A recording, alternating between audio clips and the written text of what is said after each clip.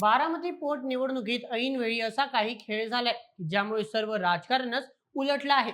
गेल्या अनेक दिवसांपासून चाललेल्या राजकीय नाट्यानंतर आता अखेर काँग्रेसने आपला उमेदवार मागे घेतलाय. या संदर्भात प्रदेशाध्यक्ष हर्षवर्धन सपकाळ यांनी महत्त्वपूर्ण माहिती दिली आहे.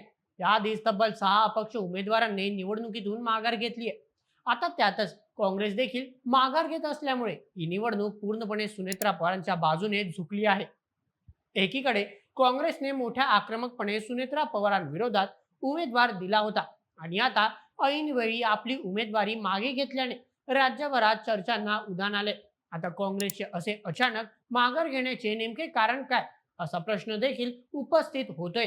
आता या निर्णयामुळे बारामतीची निवडणूक बिनविरोध होऊ शकते का? काँग्रेसने आपला उमेदवार मागे घेतल्यामागे नेमकं कोणतं अंतर्गत राजकारण लपले? तर चला या सर्व प्रश्नांवर अगदी सविस्तर पद्धतीने चर्चा करूयात आणि बारामती पोटनिवडणूक आलेल्या या नवीन राजकीय ट्विस्ट बद्दल सर्व काही जाणून घेऊयात आजच्या व्हिडिओमध्ये. आजच्या बातमीचे लेखक आहे मेहुल मराठे. तर मित्रांनो, बारामती पोटनिवडणूक जाहीर झाल्यानंतर लगेचच राज्यातील राजकीय घडामोडींना वेग आला होता. मुख्यमंत्र्यांनी ही निवडणूक बिनविरोध पार पाडण्याचे आवाहन केले होते. त्याचप्रमाणे राष्ट्रवादी शरदचंद्र पवार पक्ष आणि रोहित पवारांनी देखील हीच भूमिका मांडली. मात्र महाविकास आघाडीतून सुनेत्रा पवारांविरोधात काँग्रेसने आपला उमेदवार मैदानात उतरवण्याचे निश्चित केले. त्यामुळे बारामतीची पोटनिवडणूक आता बिनविरोध होणार नाही असं सगळ्यांना वाटत होतं. पण अर्ज माघारी घेण्याच्या दिवशी अगदी ऐनवेळी बारामतीतील सत्ता नाट्यात एक मोठा ट्विस्ट पाहायला मिळाला. कारण अगदी आक्रमकपणे उमेदवारी अर्ज दाखल करत प्रचार करण्याचा काँग्रेसने आपला उमेदवारी अर्ज मागे घेतलाय. काँग्रेसने असा एकाकी निवडणुकीतून आपला पाय काढल्याने आता सुनेत्रा पवारांचा मार्ग अगदी सोपा झाल्याचं सांगितलं जाते. पण याचे नेमके कारण होते तरी काय? चला ते देखील समजून घेऊयात.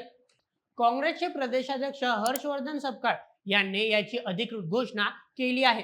प्रदेशाध्यक्षांनी राज्यातील प्रमुख नेत्यांच्या भावना काँग्रेसच्या केंद्रीय नेतृत्वापर्यंत पोहोचवल्यानंतर काँग्रेस हायकमांडने निवडणुकीतून माघार घेण्यास हिरवा कंदील दिलाय. निवडणूक बिनविरोध व्हावी यासाठी महायुतीसह भाजप ही निवडणूक बिनविरोध पार पडावी म्हणून गेल्या अनेक दिवसांपासून प्रयत्नशील होता. पण काँग्रेसने निवडणुकीसाठी आकाश मोरे यांना उमेदवारी दिल्याने महायुतीसमोर आव्हान उभे राहिले होते. दरम्यान काँग्रेसने माघार घ्यावी यासाठी राष्ट्रवादी शरदचंद्र पवार पक्षात विशेषतः सुप्रिया सुळे आणि रोहित पवार यांच्याकडून सातत्याने संपर्क केला जात होता. रोहित पवारांनी काँग्रेसच्या नेत्यांची भेट घेऊन याबद्दल विनंती देखील केली होती. त्याचप्रमाणे सुप्रिया सुळे आणि शरद पवार यांनी देखील काँग्रेसने माघार घ्यावी अशी अपेक्षा व्यक्त केली होती. दरम्यान काँग्रेसने आपली उमेदवारी माघारी घेतल्यानंतर पत्रकार परिषद घेतली. या परिषदेत प्रदेशाध्यक्ष हर्षवर्धन सपकाळ यांनी भाजपवर जोरदार टीका केली. सपकाळ म्हणाले की राष्ट्रवादी अजित पवार गट भाजपसारख्या विषारी पक्षासोबत राहू नये, त्यांनी सत्तेसाठी लाचार होऊ नये. स्वर्गीय अजितदादा पवार त्यांनी भाजपसोबत जाण्याचा घेतलेला निर्णय अत्यंत दुर्दैवी होता. भाजपच्या विरोधात वैचारिक भूमिका म्हणून आम्ही निवडणूक लढवत होतो, परंतु अजित पवार यांच्यासोबत काम केल्यामुळे आणि त्यांच्याशी भावनिक संबंध असल्यामुळे, त्याचप्रमाणे राष्ट्रवादी काँग्रेस शरदचंद्र पवार पक्षाची विनंती लक्षात घेता आम्ही निवडणुकीतून माघार घेण्याचा निर्णय घेतला, असे हर्षवर्धन सपकाळ यांनी नमूद केले. हर्षवर्धन सपकाळ यांनी सुनेत्रा पवार यांनी देखील विनंती केल्याचे सांगितले. या संदर्भात सपकाळ म्हणाले की सुनेत्रा पवार यांनी देखील फोनवर संपर्क साधला, काँग्रेसने माघार घ्यावी अशी विनंती केली होती. याशिवाय सुनेत्रा पवारांची दिल्लीत मल्लिकार्जुन खडगे यांच्यासोबत देखील या संदर्भात बैठक झाली होती, असे सपकाळ यांनी स्पष्ट केले. ते पुढे म्हणाले की आम्ही काँग्रेस उमेदवार आकाश मोरे यांच्या प्रचारात देखील सुरुवात केली होती, पण शेवटी आम्हाला पक्षाच्या हायकमांडकडून आदेश मिळाल्याने आम्ही निवडणुकीतून माघार घेतली, असे देखील सपकाळ यांनी सांगितले. आता काँग्रेस उमेदवारासोबतच अनेक अपक्ष उमेदवारांनी देखील निवडणुकीतून माघारी घेतली आहे. अशा प्रकारे निवडणुकीतून दिग्गज उमेदवारांच्या माघारीमुळे आता संपूर्ण निकाल एकतर्फी लागण्याची शक्यता वाढली आहे.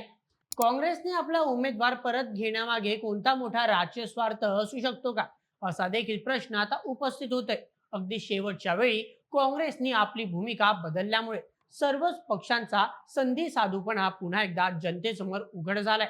आता याची निकालावर का परिणाम होतील हे पाहणे देखील महत्वाचे ठरेल. तर मित्रांनो, ही होती संपूर्ण माहिती बारामती पोट निवडणुकीत आलेल्या या राजकीय ट्विस्ट संदर्भातील. त्या संपूर्ण प्रकरणावर तुम्हाला काय वाटतं? तुमचे मत आम्हाला कमेंटमध्ये नक्की सांगा आणि अशाच व्हिडिओसाठी सबस्क्राईब करा बोल एम एच या युट्यूब चॅनलला. धन्यवाद.